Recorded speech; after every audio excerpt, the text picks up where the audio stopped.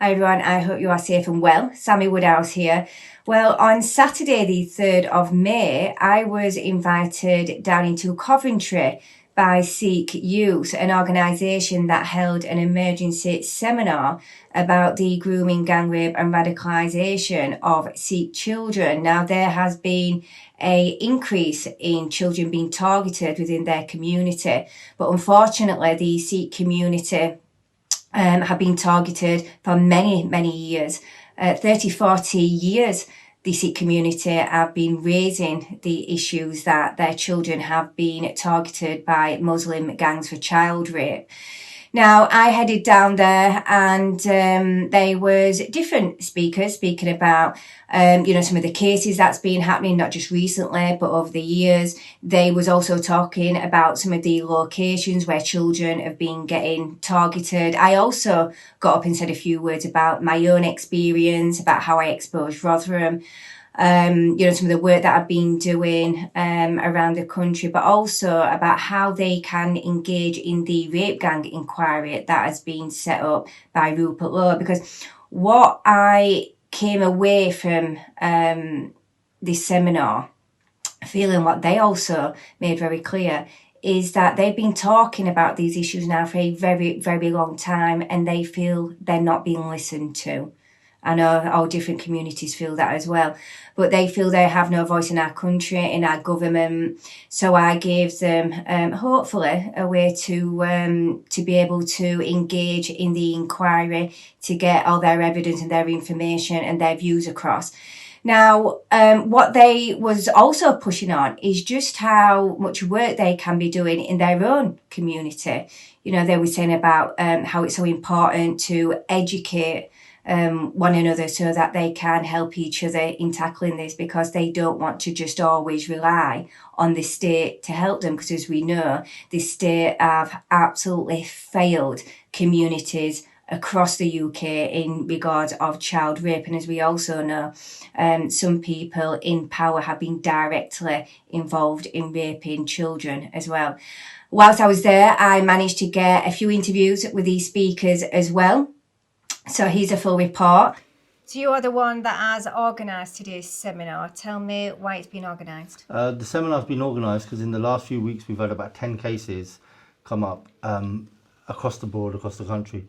And it's very important that our community understands this issue, and so we can educate people, stop this happening, and implement as much prevent support for our community as possible. We're sitting with families who they're breaking their homes. These issues haven't changed since the 60s and 70s when they first started for the Sikh community. This is like our grandparents, and some of you, your great-grandparents, when they first came to the UK as migrants, they've been targeted and put on the streets. Next one, 68 in Bradford. Yeah, this case, you can see where that is. It was a red light district area. She was put onto the streets, and there's a riot there. 70s, Slough, is it in one place? It's all over the country. Next. It's Huddersfield, next. In the 80s, so for 2 decades there, 60s and 70s, these issues were happening. And then in the 80s, resistance started from the community. There's organisations in Civil I'll say from Shere Punjab, the original founders. They put their innings in those days. Resistance, because we stood up as a community. We've had enough of failures, of our girls being taken, of our women being raped. Issue is, as Sikhs, there's cultural similarities with the Pakistani community. And because there's similarities, they are targeting our children because of language, because of the music, because of the food. So there's so many similarities that they've got more angles to target our children. And under the guise of humanitarian aid of Palestine and things like that, they are using that to radicalise our children. So as a community, we care for genocide, we care for humanitarian. However, that doesn't mean that our children should be taken away from their families, taken away from their home, radicalised, groomed, coerced, raped, abused and exploited across the country. And that's where we take a stand as a community. We always have and always will.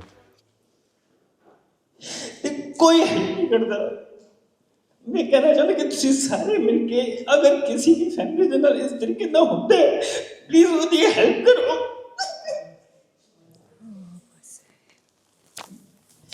Waheguru ji का खालसा वाहिगुरू जी की फतेह Typically, being a minority community, we have struggled with the state, that's the police, local government, national government, actually understanding the Sikh community, its values, its principles, and how we're being targeted.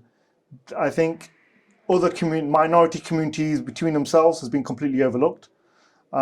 And this issue of grooming, forced conversions, child sexual exploitation, it's been an issue which the police in particular have been very nervous and consciously avoided. And when you look at the issues affecting the Sikh community, it's been easy for them to ignore it even further because we are a minority and they can blame it on ignorance or not fully understanding the situation, the context of religiously targeting grooming. Because what's happening to all children, not just Sikh children, Hindu children, white children, Christian children, Buddhist children, when you go across the board, we get a lot of reports where people are saying the use of the word kafir is widely used and children are told in schools that their God is not valid and only Allah is valid, even though for us the word Allah and Waiguru are the same. You know, we believe that they're the same thing. We believe in one faith, one God, etc. But what that creates is, for people, they see this from a religious context. We see this as not just a religious context, we see this as partially racism and partially apartheid.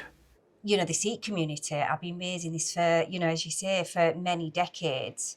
Why do you think there's, you know, just a focus on white children and not Sikh children? Again, I think it comes down to blatant ignorance by the media, by politicians and the police. To say it bluntly, brown perpetrators targeting brown victims isn't an issue. It's not a story. It's never been a story for the media. It's never been an issue for politicians. And the Sikh community have been at the forefront of dealing with issues themselves. We've been doing it for decades. And ultimately, it's not just been, I mean, the Pakistani grooming gangs or the Muslim, those individuals who conduct this sort of activity, they're very calculated. It's very systematic. It's very well organized. It's very well funded, and it's very well planned out. It's organized crime. Because essentially, if you look at apartheid, it's like one group of people think they're more superior than the other group of people. And therefore they think that they have the right to behave in a different way towards that people. And if you look at the way grooming happens, not all grooming is through that. Some of it is just blatant rape, but some of it is that one community feels that they're superior and they have the right to do that to other females in other communities. Why do you think they're still not taking this seriously? And this is the number one question. When you have so many cases, so many victims, so many perpetrators, why is it still not being treated in the way it should and the urgency it should? And it can only come from the level of influence to silence or cover this issue up. And that's the real worry, and that will be the second question. First question is, how is this happening to children across the UK? Second, how is it not being dealt with? Why is it being covered up? Why is it being silenced? And why are the victims being made the perpetrators? And they being accused? And this is a level of cover-up and complicity which is really worrying for us as a community and wider society. But I continue to speak out because what I learned is that as a survivor, I was actually now very powerful and I had a platform, and I thought it was so important to use that platform to try and help other people. So that's what I've continued to do. And I've done that in many different areas, whether it be, you know, raising awareness, speaking at events, working with, you know, police, politicians, schools, changing policy and law. Because what happened to me in Rotherham, what I learned through my activism, is actually happening to all communities across the country. And I think it's safe to say our country is an absolute mess still in tackling this issue. And as you're probably aware, we are trying to get inquiries into all councils and police forces to show, you know, what has happened in Rotherham is actually happening all over, so we can actually get to the truth of what's actually happened and also help, children and families. Now, one thing I'm working on at the moment is the rape gang inquiry. Has anybody heard of this? Okay, so it's actually something quite new. It was set up by MP Rupert Lowe, and he set up a fundraiser, which I don't know the exact amount it's on at the moment, but it's well over, I think, 600,000. And that money's been donated from the public to try and get an inquiry into what's happening. So I think it's safe to say that, people around the UK definitely want to try and fight for us and to bring this to the forefront. Now, one of the reasons why I'm here today is because I know that things have been happening in your community as well. And as someone that's now working on the rape gang inquiry, I would like to, offer you the opportunity to try and engage into that inquiry. Now, anyone can engage, whether you are a survivor, a family member, professional, anyone. If you have any information, any evidence, you can submit that anonymously, or you can work, openly. It's entirely your choice.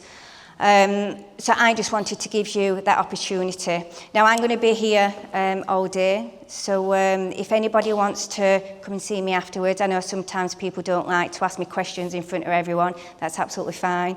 You can come and speak to me afterwards, or I can give you my details, and we can chat afterwards. So what happens now? How do you go about tackling these problems from here? So I think, like you highlighted, us coming together with an action plan, and then making sure that action plan does actually take place, which is often where things fail. People get together and there's a lot of excitement, but we don't actually follow through with it. So hopefully we can now follow through and hopefully make some change.